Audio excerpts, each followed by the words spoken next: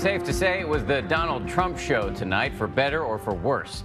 At the first Republican debate held in Cleveland, it was, at times, easy to forget that there were 9 other candidates on the stage. We've got our analysts standing by, but let's begin here tonight with the highlights. The polls. In the center of the stage tonight, businessman Donald Trump. Right from the jump tonight, Donald Trump made waves. Is there anyone on stage, and can I see hands, who is unwilling tonight to pledge your support to the eventual nominee of the Republican Party and pledge to not run an independent campaign against that person? Mr. Trump. I cannot say I can totally make that pledge. If I'm the nominee, I will pledge I will not run as an independent. So tonight you can't say if another one of these... This is what's wrong. I mean, This is what's wrong. He buys and sells politicians of all stripes. He's used to buying politicians. Well, I've given him plenty of money. You're not going to make the pledge tonight? I will not make the pledge at this time. Okay. A few other candidates said a few other things, and then 21 minutes in, it was back to Trump for another doozy. You've called women you don't like fat pigs, dogs, slobs, and disgusting animals. Your Twitter account... Only Rosie O'Donnell. No, it wasn't. For the record, it was well beyond Rosie O'Donnell. Yes, I'm sure it was. Your Twitter account has several disparaging comments about women's looks.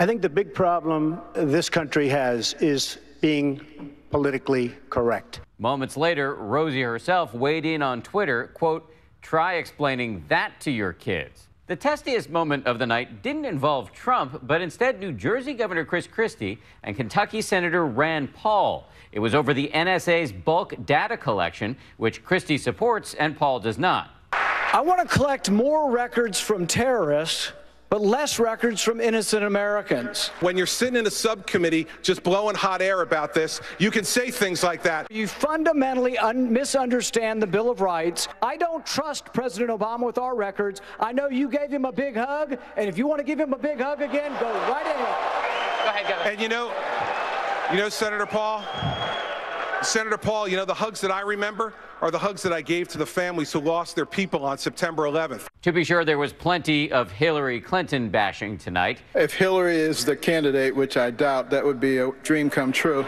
If I'm our nominee, how is Hillary Clinton going to lecture me about living paycheck to paycheck? Everywhere in the world that Hillary Clinton touched is more messed up today than before she and the We have many questions to come.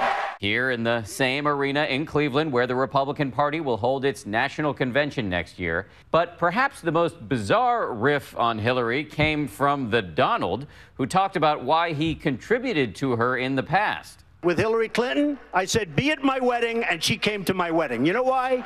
She had no choice. It was a bit of a tough night at times for Jeb Bush. The former governor of Florida seemed to struggle on issues such as immigration, education, and once again, the Iraq War. But he did stay above the fray when offered a chance to attack Trump. You called Mr. Trump a clown, a buffoon, something else that cannot be repeated on television. None of which is true. Is it true? No, it's not true. But I have said that Mr. Trump's language is divisive. I want to win. I want one of these people here, or the ones at 5 o'clock, to be the next president of the United States.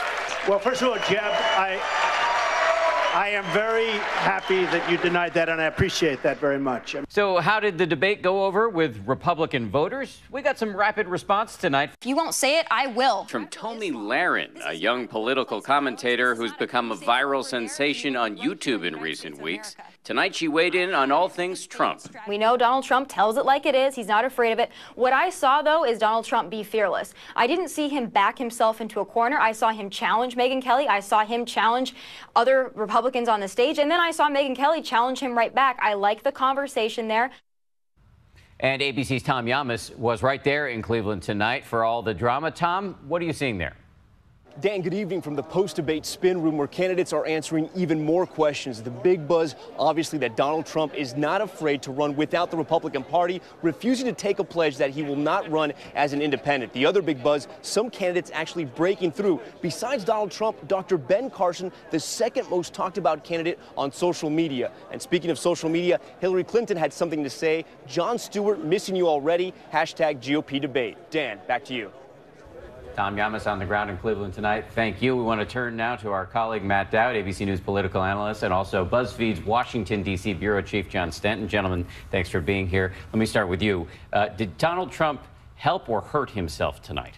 I think Donald Trump had momentum coming into tonight, but I think over the course of the 2 hours, I think it wore sort of thin over this. And I think any momentum, in my view, that he had coming in is stopped by tonight. I think he made a few errors in the course of tonight, some of the engagement that he had with some of the moderators. But I think what he did, he'll still be ahead coming out, but I think any momentum is now stalled because of his shtick. Kind of got a little old over 2 hours. So, John, you work at BuzzFeed. I've got to ask you, do you have a sense of what is popping tonight, what's going viral, if anything?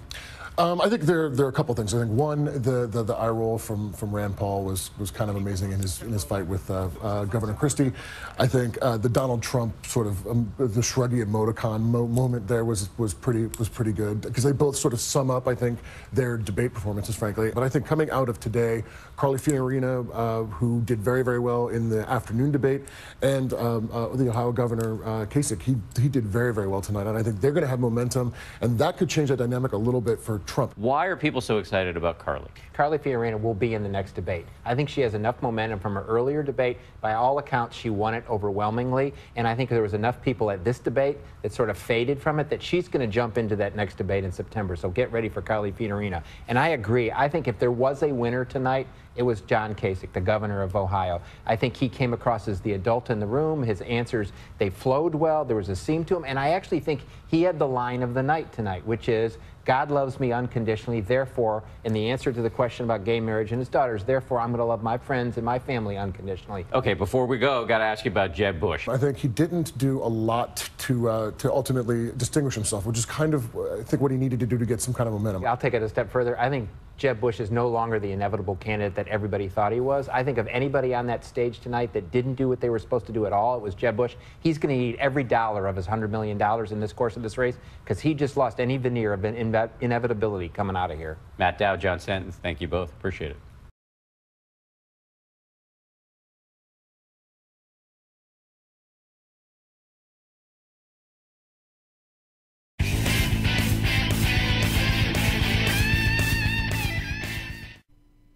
Hey folks, Dude here, coming in from the first Republican get-together where they pretty much just try to shellac each other, show each other why they're, their balls are dragging the floor better than the other guys. And of all of them, the only person that really proceeded to just simply just clock everybody upside the noggin and show them that his balls were dragging on the floor, leaving grooves and doing some very attributably excellent things in terms of bringing up subject matter that politically correct guys wouldn't, was Donald Trump. Now, of that, I'm going to say simply this.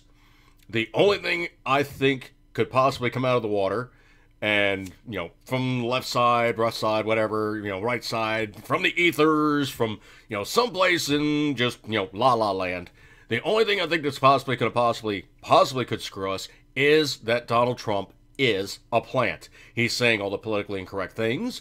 He's trying to attribute as much gravitas to say that, I am the other guy, even though he really, truly doesn't intend to follow through on those things as a very staunch conservative or a very, very staunch fix-it type of guy once he gets to Washington and not be corrupted by the process. Now, of that, the other guys kind of made a showing, kind of made a couple lines, kind of made a couple things, but the person that stood out front and center and just took over the thing and completely smacked everybody to the point where they were gobsmacked was Donald Trump. Now, the only thing I really fear is he is going to be like a Ross Perot. The reason why Bill Clinton got elected president was Ross Perot, running as a third party, saying he wasn't a Democrat, even though, there is very, very deep attributions to Donald Trump being very not conservative. And the thing about it is if he puts on new clothes and tries to show himself as something different, when he really truly isn't, he could be that guy that goes, oh, okay, I'm going to jump third party and I'm going to slurp off, a good chunk of the votes. Ross Perot sucked off 18% of the votes. That's why Bill Clinton got elected. The Republicans had no way to counter that fact that somebody else pulled off 20% of the votes and directed them either nowhere or for a guy that really truly had no real good intention to run as an independent. The thing about it is Ross Perot was always known to be a very pretty much staunch, well, kind of not really talking about it in public, Democrat. Now, the thing about it is of all things, Trump is actually from New York, okay? I'm from New York. I am a turncoat. I am an absolute turncoat. I am completely against everything that New York City stands for, okay? All the infighting, all the stupid politics, all the stupid way to stick you every way but Sunday for a fee, fine, or what have you to make you pay for everything. I went there years and years and years ago, and it cost $17 a person to get an e-ticket ride, to ride the elevator, to get on top of the Empire State Building. Now, it's like living around in, like, you know, the Washington metropolitan area like I currently do in Baltimore. If you live here, you really don't go down to Washington, D.C. and do all the touristy stuff. Yes, I did that during school, and yes, all the, you know, the kind of student trip type of things that you do. You know, you basically go to, like, the Washington Monument, and you do this, that, and the other thing, and you check out all the Smithsonians and all the rest of that good stuff. If you live here, you really don't do that. Just like in New York City, I was never on top of World Trade Center. I was never on top of the Empire State Building. I'd never been to the Statue of Liberty. The only time I ever saw these things was when we were driving around in my parents' car, or we had happenstance to basically go from here to there and what have you. But let me put it in perspective. My brothers live in the boroughs. My dad lives New York area north of Manhattan by about 12 or 13 miles or so. To get in a car and drive that distance is nothing, okay? You pretty much just drive up the roadway, bing, bang, boom, you're there. You know, minimal trip, maybe 30, 40 minutes max with even traffic at its absolute worst. But my brothers, who still live in New York City, will not visit my dad. Why? Because they don't have a bus or a train going there. That's the mindset. If you don't have a bus or a train ticket to get someplace, or a cab, which will be, you know, ridiculously expensive, just kind of going round and round. But the thing about it is there's a lot of mindset for New York City that is very much kind of like the Parisians versus the French countrymen. The people that actually live in Paris, there's even two distinct French languages. You have French and you have Parisien. Kind of that same kind of mindset with the guys who are from New York City. Being from New York City, I got the toot, okay? I'm from there. I'm cocky. That's how I am. But the thing about it is those people who are from New York City do not realize just how much more of New York State there actually is. New York State is big. It's not a small state. It's like right at par, if not slightly smaller, or close to Pennsylvania. Very close in terms of size. It is not a small state. It goes up to Canada. It goes along a pretty good chunk of that little edge that takes you up towards New England. There's a lot of New York that is not New York City. And put it in perspective, pretty much, this would be the state of New York, okay? This would be New York City. And that's being generous. That's like Long Island. That's like Staten Island. That's like all the boroughs and everything else would literally be about that. That's New York State versus New York City, okay? Those people who don't live in New York State resent a lot of stuff that New York City does do. Now, going back to Donald Trump, I'm trying to go not too terribly round and circuitous here, but he has a particular mindset that he's portraying right now. He has a particular persona he's portraying right now. Now, whether he amped it up and he tried to make him look like something more than what he was previously, that remains to be seen. But I, in my heart of hearts, hope he is not doing a Ross Perot. It doesn't go third party and slurp off, you know, like 20% of the votes to try to get, you know, Hillary or somebody of her like in.